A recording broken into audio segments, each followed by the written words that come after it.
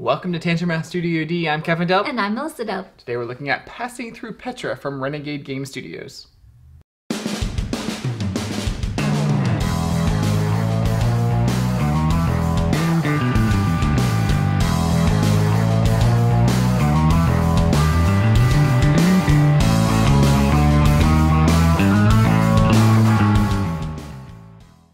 Passing Through Petra is a 2 to 4 player action selection set collection game that plays in about 45 to 60 minutes. It's designed by J. Alex Gaverne, is published by Renegade Game Studios, and they sent us this copy to review.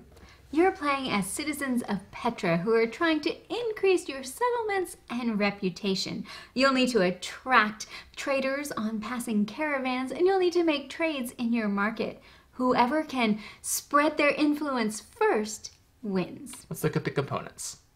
There's the main game board with wall pieces, player boards, tiles, cards, tokens, bags, and there's even an insert. At the beginning of the game, the board is populated with trader tiles, cards, and player tokens. All the merchant pawns begin in the middle of the city. You'll set up your player board with traders in your market and several in your settlements. You also receive a random influence card you can complete by meeting the requirements. On your turn, you'll move your merchant pawn toward the action you want to perform: village, market, sick, or plaza. When taking the plaza action, you can take any 2 trader tiles in the plaza area and place them in your market on your player board. If you take the sick action, you only get 1 trader, but it can come from anywhere in this area.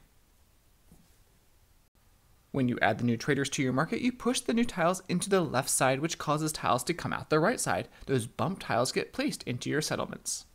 When you take an action at the market, you choose one type of trader in your settlements and place your worker token below it.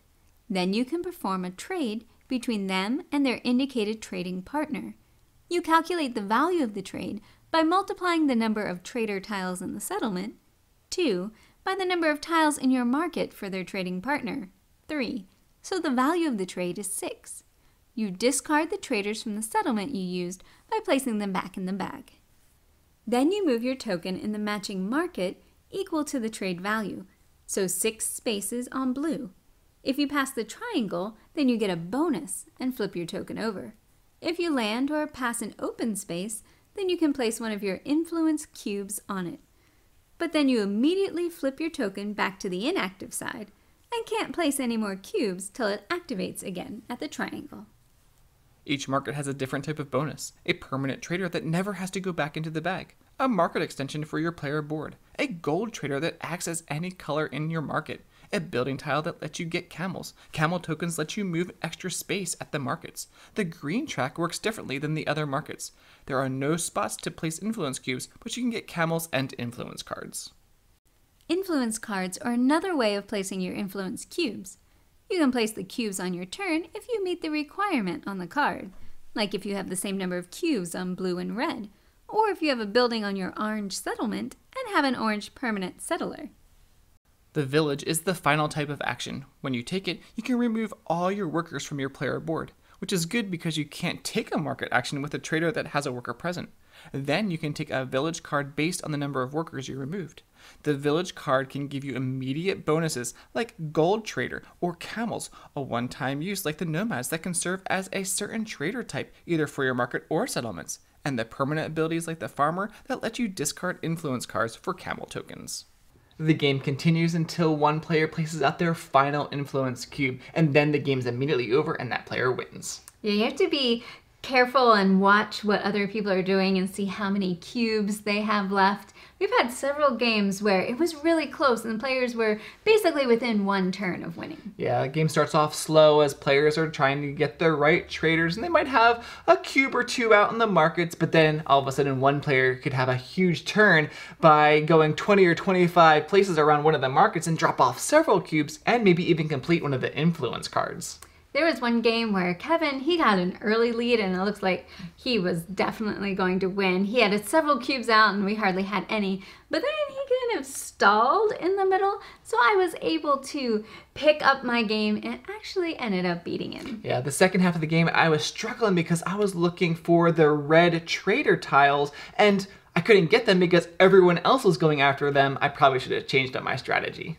When you take traders from the sick or plaza, you push the caravan down. but you don't immediately refill it, you have to wait until the refill line shows on the board. So that helps the game scale at different player counts. Now with 2 players, there might not be as much competition with the different trader tiles, but they're not replenishing as quickly. But with the higher player counts, those traders are moving through the sick and the plaza, but your opponents might be going after the color that you need, so you might need to adjust your strategy. Yeah, like just taking 1 tile from the sick instead of 2 from the plaza. Although sometimes that might actually be what you want to do because you don't want to move 2 tiles out of your market. You might only want to move 1 based on what you have up top in your settlement and the ones down in your market. Moving your merchant pawn can sometimes be tricky. You may want to take a plaza action and take 2 traders, but your merchant may be up against the wall and has to take a different action. So you need to be really careful. I've got myself into the corner of the sick and the plaza and couldn't take any traders and had to do a market or village action. For me, it was actually the market action that usually tripped me up. I'd have my board set up perfectly with just the right amount of traders up top of my settlement and down in my market to do this awesome turn, and then I'd realize I'm up against the market grid and I can't take that action. I have to take a plaza action first to move my merchant, and that's going to mean I have to push 2 of my traders out of my market up to my settlement, so it kind of would throw me off a little bit. So you definitely have to think a few turns ahead of where you're going to be and where your merchant is, which actions you can actually take.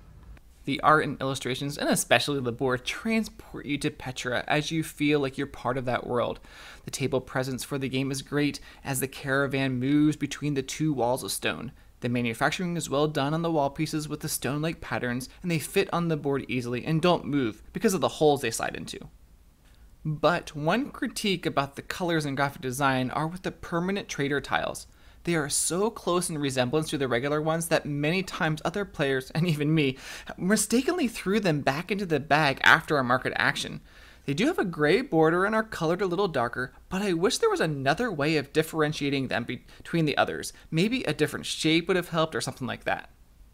So we were trying to figure out what games we could compare this to. It had some set collection aspect with the traders and then a really interesting action selection mechanic with the merchant on the grid.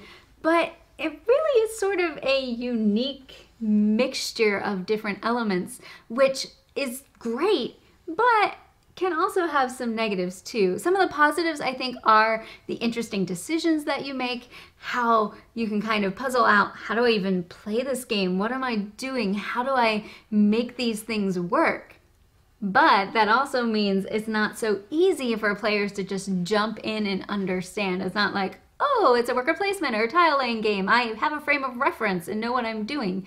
So it takes a little longer for players to work out not only the actions in the game, but how to make the strategies there was work. one game where we were playing with a guy, and it took him about half the game to figure out actually what was going on, and he did well after that.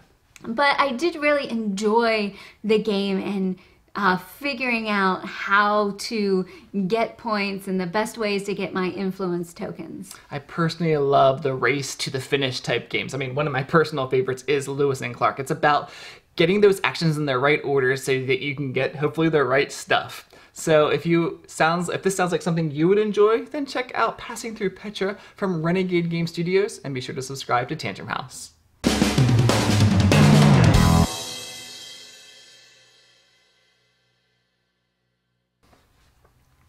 Welcome to Tantrum House Studio D. I'm Kevin Delp. And I'm coughing. It's like breathed in